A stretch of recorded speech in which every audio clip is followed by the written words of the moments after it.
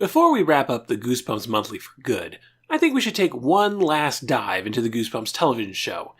In many ways, just as important a part of the franchise as the books themselves. We've already looked at the show at its best with The Haunted Mask, the show at its not-so-best with Stay Out of the Basement, we've ruminated on what could have been with Welcome to Deadhouse, and we took a look at Monster Blood, and, more importantly, More Monster Blood, the sequel episode that isn't based on any pre-existing R.L. Stine story. And once you can get away with that, well, do you even need Stine? Goosebumps the TV show was averaging about 22 episodes per season. This is versus the books publishing monthly, not all of them filmable due to the restrictions of television budgets and special effects. As the series creeped into 1998 with its third season, it was going to outpace the books very, very soon. The series was already dipping into the less well-known short story anthologies and jumping ahead into Goosebumps 2000, but that was only delaying the inevitable. For Goosebumps the TV show to be sustainable for the long term, one of two things would have to happen. One, production would have to slow way, way down, greatly reduce the number of episodes a season, and try to build a surplus of source material. Or, two, start producing original stories completely removed from R.L. Stine's workflow. Well, no way to know if that'll work until you try. Chillogy was the show's only three-parter, first airing between April 25th and May 9th, 1998. The 19th through 21st episodes of the show's third season, and the 63rd through 65th episodes overall. It was written by series heads Billy Brown and Dan Angel, and directed by series regular William Fruitt. And unless I'm missing some obscure comic or something, this is the only piece of the Goosebumps franchise with no connections to the writings of R.L. Stine. Yes, there are Goosebumps stories written by other people, but they're always tied to franchise icons like Slappy or Horrorland or Monster Blood. Chillogy is a 100% no Stine allowed original.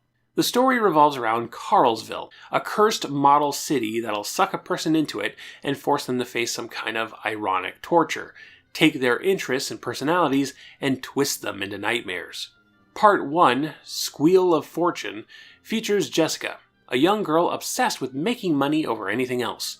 She'll cheat some kids out of some valuable baseball cards, then go home to manage her stock market portfolio. Truly a queen of the side hustle. Jessica discovers Karlsville in her attic and gets pulled in. There, the master of this realm, Carl, gives her a job selling lemonade, $1 a glass, but Jessica's got an eye for capitalism and starts exploiting the customers. Give me a lemonade.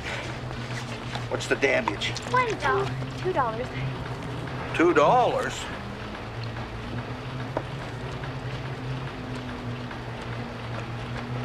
$2 doesn't seem like enough for such a delightful lemon beverage. You could charge a fortune. Fortune. When this is discovered, Jessica is turned into a pig monster and chased around until she manages to find a way out of Karlsville in the nick of time. She throws the tiny town away, but it's discovered by two of her neighbors, brothers Matthew and Todd. In Part 2, Strike 3, You're Doomed, we learn that Matthew is the worst player on his Little League team, hated by the coach, never coming to bat, and the one time he has to come to bat, he loses the game for everyone. He's a depressed kid, but things get worse when he's pulled into Karlsville and forced to play a very, very hostile game of baseball.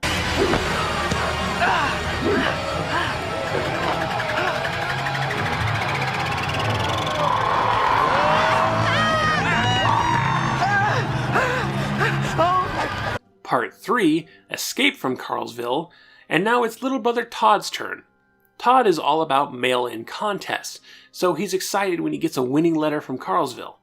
Sucked in, Todd is given a parade through town, but soon learns what he's actually won. He'll be turned into plastic and made one of the little figurines of the model town. Thankfully for Todd, both Jessica and Matthew return to Karlsville to save him, and we get a final battle between the kids, the town, and Mom's vacuum cleaner.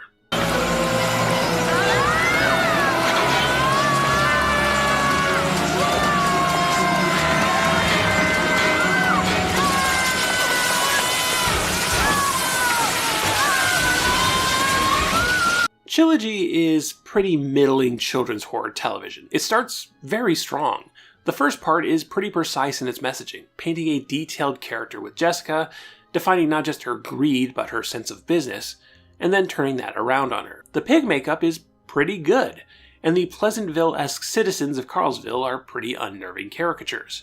If it was just the one episode, I'd say it was a success, a cut above most episodes of the show. Unfortunately, they made this a trilogy and failed to prioritize consistency. Part 2 seems confused on the ironic punishment angle because, what exactly is Matthew being punished for? Not being good at baseball? Jessica earned her fate. Matthew is just caught in some nasty supernatural crossfire. The 50s sitcom citizens of Karlsville are also gone, replaced by, an invisible audience, because I guess we don't want to pay for extras this one time. Carl is also less of a menacing figure in this part, with actor Daniel Cash instead doing more of a Jim Carrey, Robin Williams impressions thing. Karlsville, Karlsville, though you may be small, Karlsville, Karlsville, we especially love you. In part 3, we kind of split the difference. They're citizens again, but they're still completely different. Plastic people walking around silently. Todd is kind of being punished for his compulsion towards sweepstakes and contests.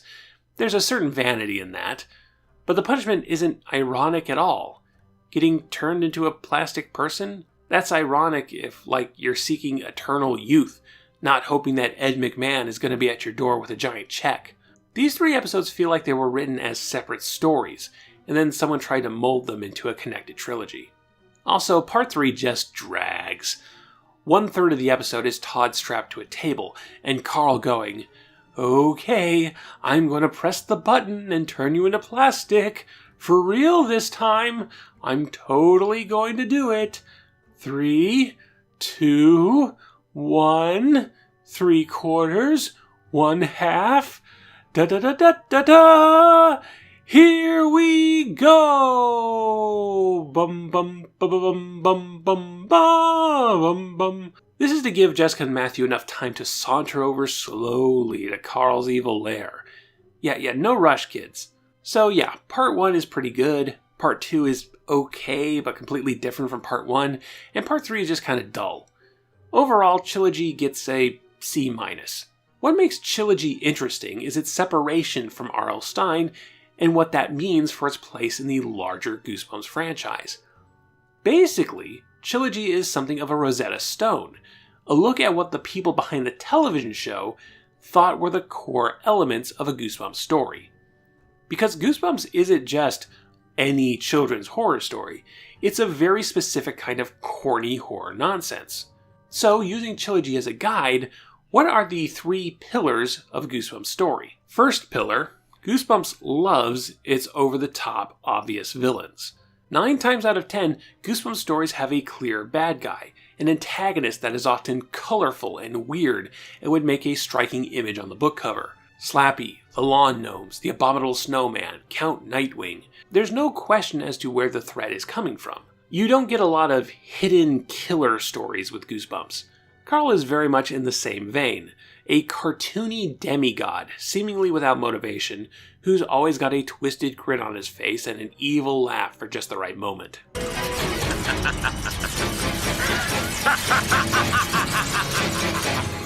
Second pillar, realistic young characters are the exception, not the rule, and when possible, they should have a hyperfixation, a hobby that informs everything they do.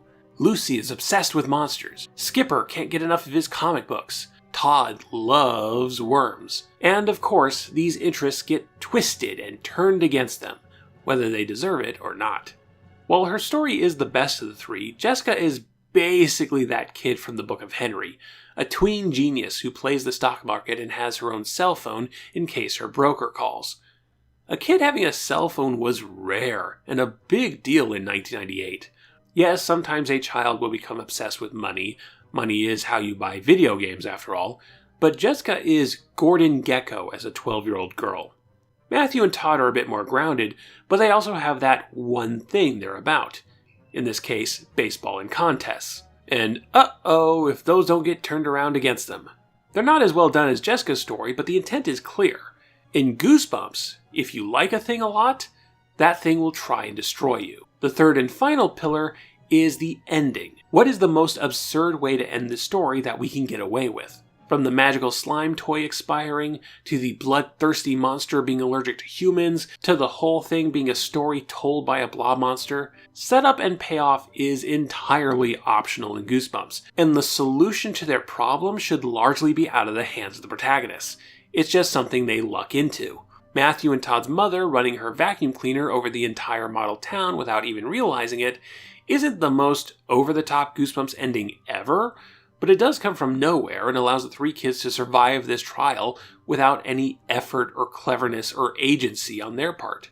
Obviously, there are exceptions to all of these rules throughout the Goosebumps franchise. There are more nuanced antagonists, more three-dimensional protagonists, and satisfying endings with proper setups. But if you were to average out the books and suss out their most common elements, I think these three pillars are more than fair. And for that, Chillogy feels like a real Goosebumps story.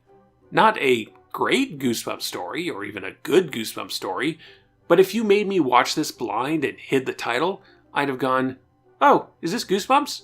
The people behind the TV show really did their homework when it came time to write their own Stine-less story, and that amount of effort is commendable, even if Goosebumps as a whole just sucks. However, original stories would not save the show's broken production pipeline. Remember, there were two options in how the show would keep pace with the book series, and they would actually try them both. Season 4 of Goosebumps was made a lot shorter, only airing 8 episodes, and actually only having 4 stories, with each of them being a two-parter. This idea probably would have worked in the long run, but this would prove to be the show's final season. I was unable to find any official reason for the show's cancellation, but I do know that Goosebumps the franchise was on shaky ground entering 1999. A number of legal disputes between R.L. Stine, Scholastic Enterprises, and Parachute Press had been ongoing since 1996, with issues ranging from marketing rights and Stine's use of ghostwriters, which was against his contract with Scholastic. With declining book sales, the writing was on the wall, and Stine's contract was not renewed in 2000. And Goosebumps officially ended. With no new stories coming in, there was nothing to sustain a TV show, even if you supplemented it with original episodes. I'd be lying if I said the Goosebumps show was my thing, but it was clearly a regular part of my generation's TV diet. The children's horror show for those who didn't get cable and couldn't watch Are You Afraid of the Dark? And occasionally, Goosebumps the TV show was pretty good. But only occasionally.